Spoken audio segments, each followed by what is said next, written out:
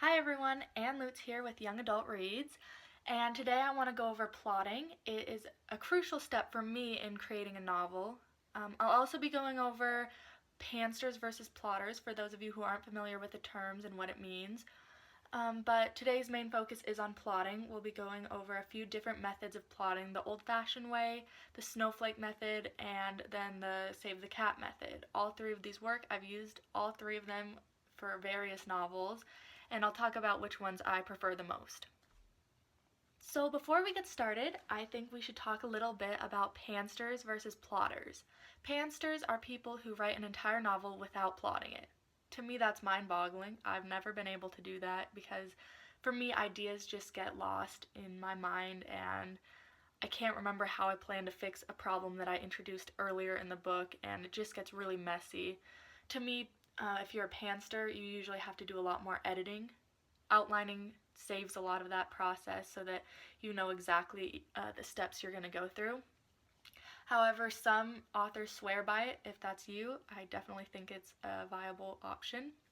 Okay, now that we know the difference between pantsing and plotting, let's jump into the different kinds of plotting. So when I first wrote my book, when I was 16 years old, I believe, I used the old-fashioned method, which is just grabbing an outline on a Word document and doing like bullet points style, I guess. You just basically said, chapter 1, this happens, chapter 2, this happens, and then if you had more information, you would just enter tab, and then there'd be like a little A or something, and you'd write what was specifically going to happen in that chapter, so you could be as in-depth or as general as you wanted. I think the pros for this old-fashioned method is it feels really relaxed. You can just kind of jot down what works for you, and it's really flexible in that way.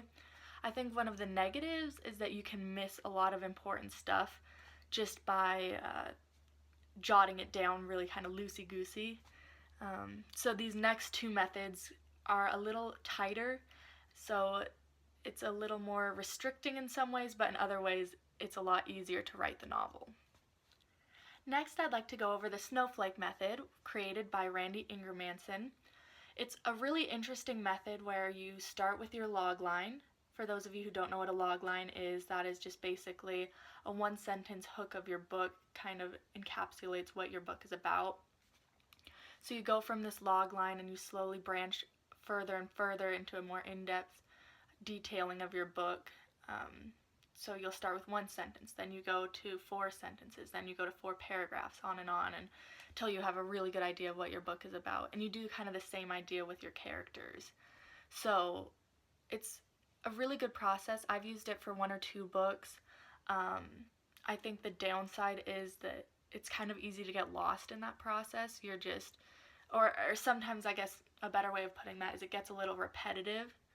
So you have your first sentence and then your 4 sentences are kind of just reiterating the first sentence. And I'm sure this isn't a problem for people who are good at the Snowflake method, but for me that's kind of what I end up doing. So I'll leave a link below if I can do that on Patreon, so you can go check out the website and see exactly what it's about. Finally, I want to talk about the Save the Cat method by Blake Snyder. It's this really cool beat sheet where it goes over each of the beats your novel should have to make it satisfactory for readers. I'm going to link this below too, so you can go look at what exactly those 15 beats are, but it includes things like the B story and Dark Night of the Soul or something like that, just like, which makes no sense if you haven't read the book, but go see the website, go read the book, and it'll make perfect sense. It's basically telling you to check your novel before you start writing it to make sure you have these elements, and I think it's okay if you play around with what exactly you include, but I've been using it step for step, and so far I think I have a really tightly knit novel. So for those of you who have been writing for a long time, are really familiar with how plotting works, I obviously think you can go with any of those processes and have success. But if you're a complete newbie and you're not sure where to start, I would suggest just reading Blake Snyder's book and using the beat sheet to make sure you have all the elements that readers want to find in stories, whether they realize it or not. and then on top of that going to the old-fashioned outlining and just outlining the whole thing chapter by chapter, because as you'll find with the beat sheet, it doesn't go chapter by chapter, it kind of goes section by section, which is helpful but also not helpful when you're writing the novel.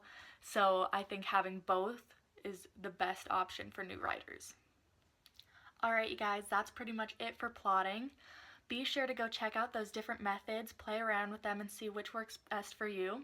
If you have any questions, be sure to let me know, and I'll try to cover them in my next video. Thank you. Bye.